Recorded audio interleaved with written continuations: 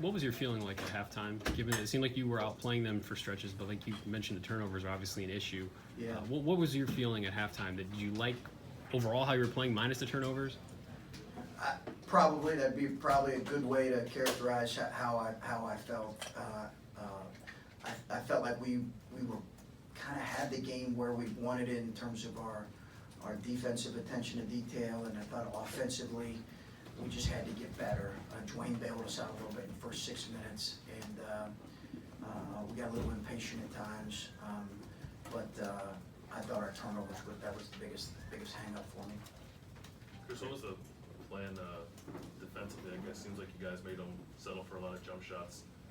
Really nothing at all in the paint, or not very much. Yeah, we've tried to, kind of game plan a little bit on how we're defending stuff. They run a lot of good stuff and a lot of motion. They really try to get you moving. Obviously, Anthony was the biggest point of emphasis, and his ability to get in the lane and create his own offense. So we tried to put two to the ball a lot with him, and then make the other guys kind of play over top of us.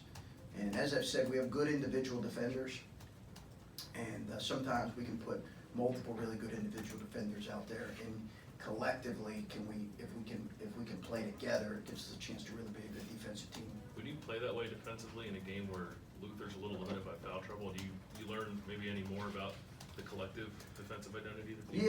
Yeah, I think CJ gives us now a bit of a luxury with Luther because they're different. Like they're different in how they play. CJ, we talked about the kid from Kent State that kind of bothered him a little bit. We're ready to move Dre on him, but there's usually between the three of those guys, we can put some other guys that may not be as far along defensively on the perimeter, and that was the case tonight. What is the thing you like best defensively about what you guys? You guys obviously do a lot of things well, but is there something in particular that really stands out to you that's? Without having a tremendous amount of shot blocking, I think we're protecting the rim right now and affecting two-point field goal percentage, which has been really good for us. I'd say that's number one. We didn't finish enough plays tonight on the glass. That would be the thing would probably be the biggest hang-up right now, our defensive rebound.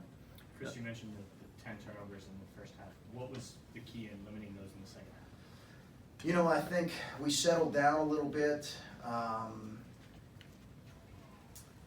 We tried to move them a little bit more than what we did, and to be honest with you, I felt like they, in the first half, particularly in that stretch, when it was a 1 or 2 possession game, they really fed off of the energy of the crowd, and I didn't feel that as much in the second half when we started to get it up 8, up 9, up 10, up 11.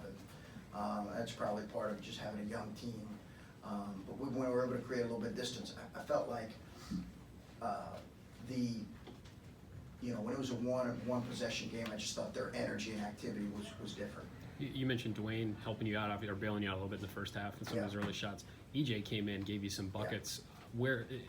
Where is he as far as being a guy that can come in and do that for you in a road environment like this and help settle the offense a little bit? He's getting there, I think. He's really getting there, and we've got to try to put him in positions where he can impact the game offensively. And I think he blocked a couple shots tonight, which was good. Mm-hmm. He's got to continue to get fitter and better defensively, but he knows that he can come in and impact the game offensively. He's got a confidence about him. We didn't really have that last year when we went to our bench, right? We struggled at times offensively without the one guy in there and hopefully we got to keep building that ability to play well offensively and defensively when Caleb's out. Based on what you saw him do in the Bahamas, how much did this game change when Baycott went down? Tremendously. Yeah, if I'm just being honest, tremendously. He's a fantastic player. He's so much a part of what they do. On the glass, in the post, their size. And Roy typically has 4 or 5 bigs, and I think they're a little bit thinner this year. No, it was a tremendous difference.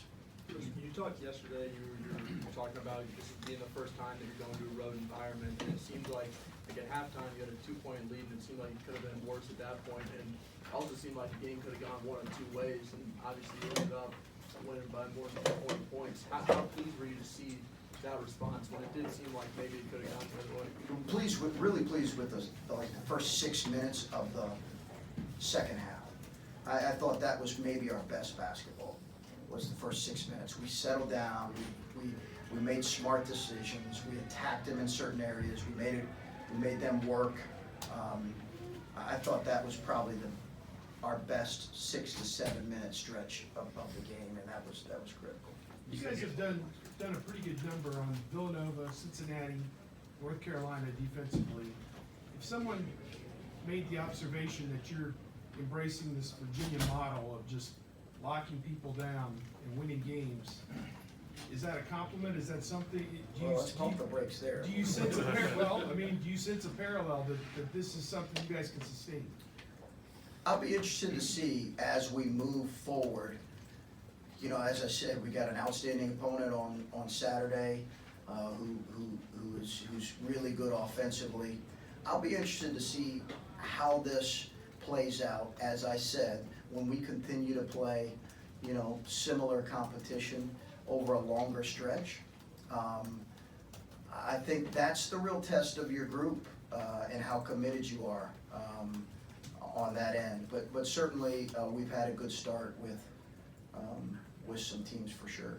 You mentioned yesterday that this is a big month. To start off with a win like this, especially for the young guys, how much confidence does this give you going into the rest of those challenges?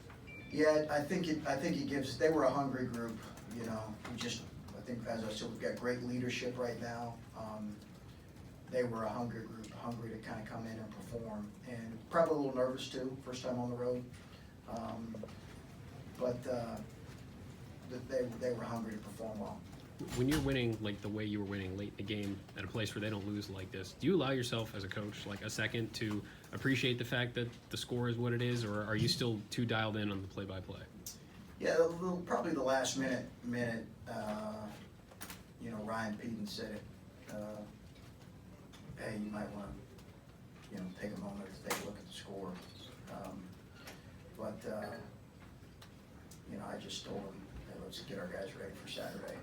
So, you know, it's unfortunately the life we live. We're always moving on to the next one. But having said that, Adam, I think that you really want your players to enjoy it because they're the ones that have worked. They're the ones that earned it, and they're the ones that have worked so hard to enjoy moments like this. And you want them to have some perspective, knowing we got a quick turnaround. But that was my real thing. I really want them to enjoy it. Cashier?